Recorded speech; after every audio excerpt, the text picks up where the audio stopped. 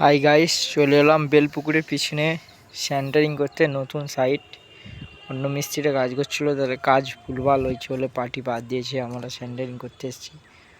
ওই যে রুমটা দেখতে পাচ্ছ, এর নিচ থেকে সিঁড়ি হবে। সিঁড়ি করে না, কালকে সেন্টারিংটা করে সিঁড়ি আগে করতে হবে, তার জন্য বাতিল পড়েছে। আমরা আজকে এটা এসে সেন্টারিং করেছি।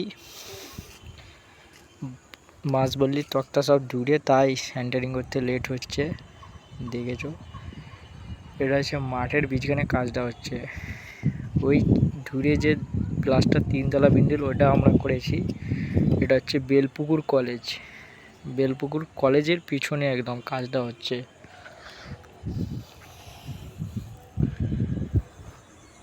দেখতে পাচ্ছ।